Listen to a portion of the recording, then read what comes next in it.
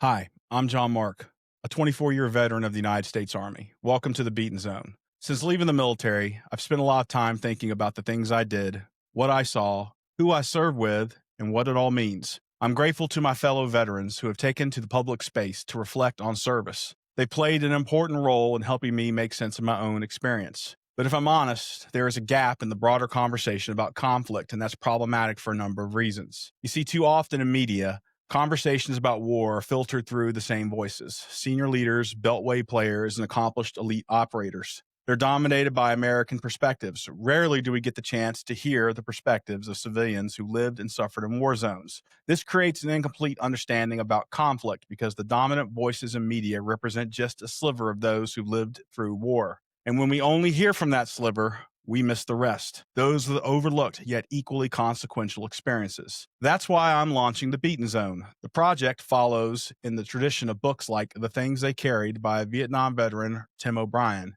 and The World Played Chess by Robert Dagoni, a novelist who, though not a veteran himself, offers a deeply researched and empathetic portrait of a Marine's experiences in Vietnam and its lingering effects decades later. Though fictional, these works are rooted in the lived experiences of veterans, stories that speak to memory and the quiet legacy of war in ways that facts alone can't. They don't claim to document history. They reveal the emotional truth that lingers after the fighting stops. Like those books, The Beaten Zone isn't here to explain war. It's here to sit with it, to study it through the lens of personal truth. The Beaten Zone won't glorify war or those who fought in them. It won't overlook the civilians who lived and served in conflict zones. It won't limit its scope to one nation's perspective. What we're after isn't noise or notoriety. It's to make an important contribution to a complete understanding of conflict. And I want to make one thing really clear about this project. The Beaten Zone is rigidly nonpartisan. We don't endorse parties, candidates, or ideologies. We don't frame war through the lens of left or right. We frame it through the lens of those who served in it.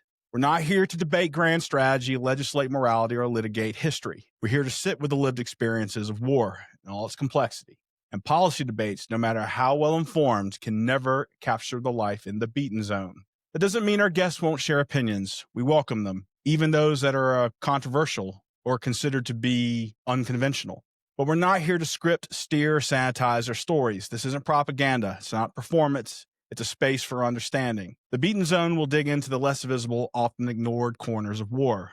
And it may challenge some assumptions, not by design, but through thoughtful exploration. Now, I recognize that by becoming part of this community, you'll be given your valuable time. And with this in mind, I pledge to work with our guests to deliver thoughtful, professionally produced content. I will work tirelessly to honor your time. And before you entrust us with your attention, know this: we're not activists, we're not warmongers, we're searching. I believe it's an important mission. Why? Because if we're going to keep sending people to war, and everything I've learned from history and the study of human nature suggests we will, then we owe it to future generations to understand what war will demand of those charged with executing it, and what they will carry back to their lives beyond the battlefield. And one final point before we officially launch. If you're wondering whether I'm doing this to make money, the answer is simple: no. This is a podcast. It's not a side hustle. It's a deeply personal mission and part of my volunteer work. Every dollar this project earns goes directly to Operation Freedom Paws, a nonprofit that pairs veterans with service dogs, saving lives on both ends of the leash. Right now, this podcast is self-funded by yours truly. But as we grow, our goal is to qualify for partner and fundraising platforms like YouTube's giving program, which requires us to hit certain subscriber and engagement thresholds. So in the meantime, here's how you can help. You can subscribe, like, or comment, and share with your network. That engagement fuels growth and costs you nothing, and it gets us closer to unlocking direct fundraising tools to support OFP. You can also set your account to receive notifications when we publish new recordings so you don't miss them. Want to go further? You don't have to wait. You can donate directly to OFP now. I've added a link below in the description. Please check them out and donate if you feel moved. Even a few bucks can change lives.